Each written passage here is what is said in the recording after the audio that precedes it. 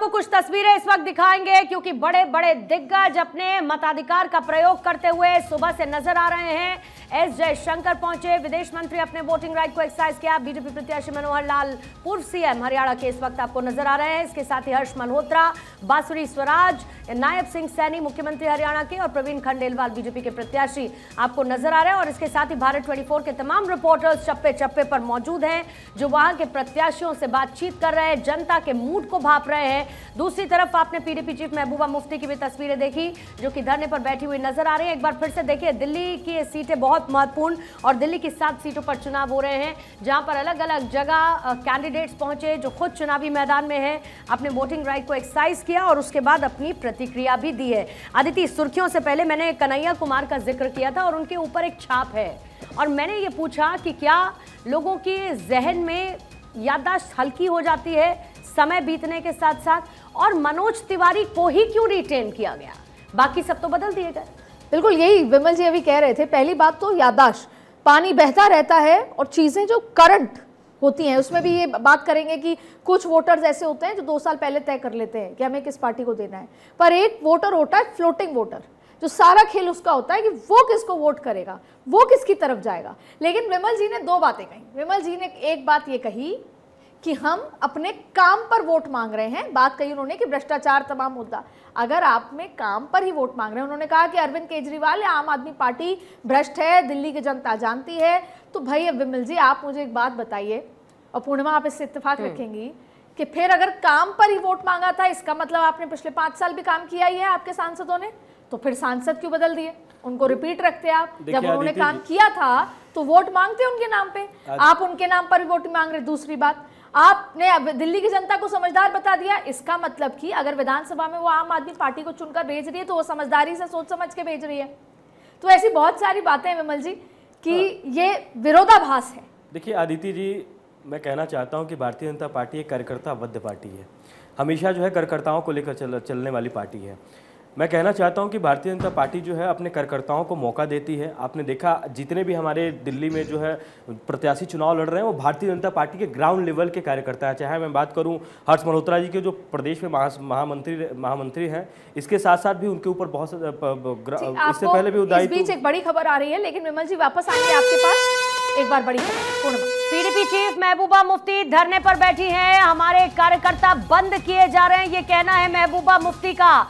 कई जगहों पर ईवीएम की शिकायत आई है, ये भी महबूबा मुफ्ती कह रही है ईवीएम की खराबी पर संज्ञान ले चुनाव आयोग, हमारे कार्यकर्ताओं को रोका जा रहा है। महबूबा मुफ्ती पीडीपी की चीफ जो इस वक्त धरने पर बैठी हुई हैं और ये कह रही हैं कि पीडीपी के लोगों को थाने में बंद किया जा रहा है। महबूबा मुफ्ती का ये स्टेटमेंट, विमल जी इस पर भी आपकी प्रतिक्रिया मैं लेना चाहूंगी, इसलिए क्योंकि विमल जी लगातार ही कह रहे हैं कि अरविंद केजरीवाल ने रात को ट्वीट किया, ये तो महबूबा मुफ्ती जी भी कह रही हैं, ये तो अविनाश पांडे उत्तर प्रदेश में भी कह रहे हैं, ये तो सभी कह रहे हैं, सारे के सारे लोग गलत हैं। मैं कहना चाहता हूं कि ये लोग जो है हमेशा देश के तोड़ने की बात करते हैं। ये लोग कहते थे कि जो है कश्मीर के अंदर जो है अगर 370 और 35 से धारा को खत्म कर दिया जाएगा तो कश्मीर बर्बाद हो जाएगा, कश्मीर के लोग जो है सड़कों पर उतर आएंगे। ईवीएम की शिकायत पे अच्छा, आप मुझे लगा आप महबूबा मुफ्ती की बात करी। अच्छा, ईवीएम पे आते हैं। देखिए मैं कहना चाहता हूं कि आज देखिए अभी जो है चुनाव चल रहा है, अभी ये ईवीएम पर आ गए। अभी तो रोना जो है 4 तारीख को है, लेकिन ये इनको समझ में आ गया कि देश की जनता का जो रुख है वो प्रधानमंत्री जी के किए गए कार्यों में, और कश्मीर के अंदर जिस तरीके से अमन शांति आया है, मैं कश्मीर खुद रह के आया हूं, वहां पे जिस तरीके से लोगों के बीच में तो एक बात इतनी सी बता दीजिए, जब इतनी अमन शांति चैन आ गया, इतना वहां पर जमहूरियत आ गई, तो फिर चुनाव ही लड़वा देते आप अपने प्रत्याशियों को, चुनाव से आप बच गए।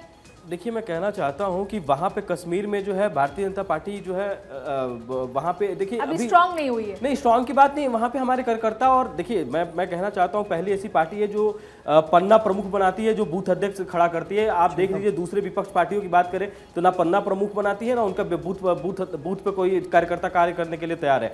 लेकिन वहां पे हम जो है ग्राउंड पे जो है हम वहां पे वर्क कर रहे हैं। मैं खुद कश्मीर होकर आया हूं, मैं 15 दिन कश्मीर में था।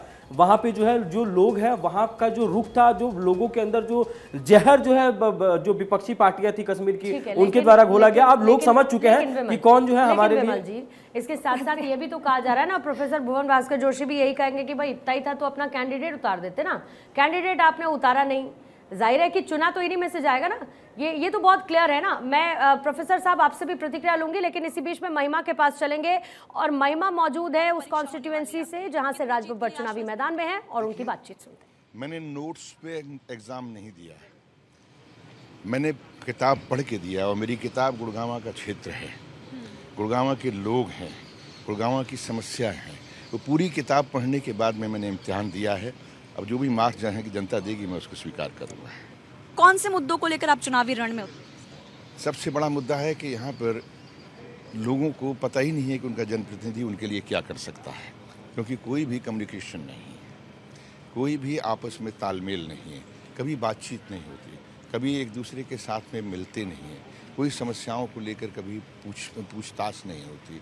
एक इतना बड़ा गैप है जिसकी वजह से लोग जो हैं शायद उनको एक ऐसा जनप्रतिनिधि चाहिए जो उनके बीच में काम करे, उनके बीच में रहे। गुरुग्राम की जनता से आप कैसे अपील करेंगे कि ज़्यादा से ज़्यादा संख्या में आए और अपने मत का प्रयोग करें? देखिए, मैंने तो हाथ जोड़ के बार बार कह रहा हूँ कि आप अपने मत का प्रयोग करें और इस गुड़गांव की बेहतरी के लिए जो आपको ठीक लगता है वो करें। मैं अपनी ज़ात को इतना नहीं मानता, मैं ये मानता हूँ कि गुड़गांव के लिए कोई क्या कर सकता है। अगर आपको मुझ पर विश्वास है तो मुझे एक बार काम करने का मौका दें। एक लास्ट सवाल बस, आप अभिनेता से राजनेता बने हैं, जो आपके सामने प्रत्याशी खड़े वो कहते हैं मूल बनाम बाहरी, इसको लेकर कुछ कहेंगे आप? नहीं, मैं कुछ नहीं कहूँगा।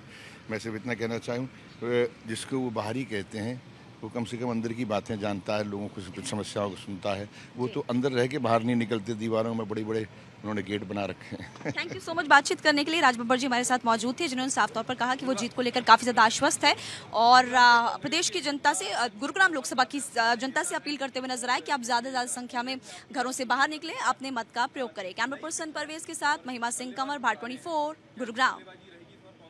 इस वक्त महिमा खास बातचीत करती हुई नजर आई थी। गुड़गांव की सीट से इस बार कांग्रेस के नेता राज बब्बर को सामने उतारा गया है। बीजेपी ने पूर्व केंद्रीय मंत्री राव इंद्रजीत सिंह को यहां से चुनावी मैदान में उतारा है और इंद्रजीत सिंह इस सीट से 3 बार सांसद रह चुके हैं। लेकिन इस बार राज बब्बर चुनावी मैदान में जिनकी प्रतिक्रिया और उनके साथ ये खास बातचीत अभी आपने महिमा सिंह कंवर के साथ सुनी है। लेकिन सबसे बड़ी बात यह, हमारे तमाम संवाददाता चप्पे चप्पे पर मौजूद हैं और बड़े बड़े चेहरों की प्रतिक्रियाएं हम आपके सामने रख रहे हैं। और आप एक बार ये तस्वीर देखते चलिए, क्योंकि 8 राज्यों की 58 सीटों पर वोटिंग हो रही है और कोई ऐसी सीट नहीं है जहां पर हमारे संवाददाता मौजूद ना हो। अशोक मालवीय, अंशु कुमार, दीपक सिंह प्रयागराज, सुल्तानपुर, जौनपुर से मौजूद, इसके साथ ही उमंग, नीतू, आदर्श, सतीश अलग अलग जगहों पर, अंबाला, गुरुग्राम, सोनीपत में मौजूद हैं। इसके साथ ही बाकी संवाददाता भी हमारे ग्राउंड पर इस वक्त मौजूद, जहां से तस्वीरें आप तक पहुंचा रहे हैं। वापस लौटते हैं चर्चा की तरफ, क्योंकि वोटिंग इस वक्त हो रही है। अब 8:38 हो चुके हैं, यानी कि 1 घंटा 38 मिनट वोटिंग का हो चुका है और 9 बजे के बाद जो पहला वोटिंग परसेंटेज है वो भी सामने आने लगेगा। विमल जी, आप कुछ कह रहे थे, उसको जरा पूरा कर लेते हैं। लेकिन उसके बाद भुवन भास्कर साहब, ईवीएम को लेकर उन्होंने कहा कि अब अभी से ईवीएम को लेकर अब बात होने लगी। ईवीएम को लेकर तो आप भी बात कर रहे हैं और इस बार तो वोटिंग से पहले ही, यानी कि जब नतीजे भी नहीं आए उससे पहले ही ईवीएम का रोना गाना चल रहा है। मतलब चुनाव आयोग कुछ भी तैयारी कर ले, लेकिन ईवीएम से बेरुखी कम नहीं होगी। देखिए, भारतीय जनता पार्टी के नेता कहें कि ईवीएम का रोना, तो मुझे समझ में आता है, विपक्षी उनकी भाषा शैली ऊपर से नीचे तक ऐसे ही है। लेकिन आप कहें तो इस थोड़ा सा पत्रकारिता जिससे मुझे ठीक नहीं लगा, क्योंकि ईवीएम कहीं खराब होती है तो हम विपक्षी दल हैं। बात खराबी की नहीं हो रही है सर, बात खराबी की नहीं हो रही है, बात हो रही है ईवीएम को दोषी बताने की। अभी दोष खराबी तो हो ही रही है, उसमें क्या दिक्कत है? वो तो खबर मैं भी बता रही हूँ, अभी बात खराब होने की नहीं है, बात है ईवीएम को दोषी बताने। और फिर रात को ट्वीट कर देना, जैसा विमल जी कह रहे हैं। अभी तो चुनाव शुरू ही हुआ था। ईवीएम का दोषारोपण का कोई विषय ही नहीं है। अभी तो हम लोग बहुत सजगता से, मुख्य विपक्षी दल हैं उत्तर प्रदेश के, तो हम लोग जहाँ जहाँ पर है हमारे कार्यकर्ता सूचित करते हैं, हम चुनाव आयोग को उसका संज्ञान लेने के लिए कहते हैं।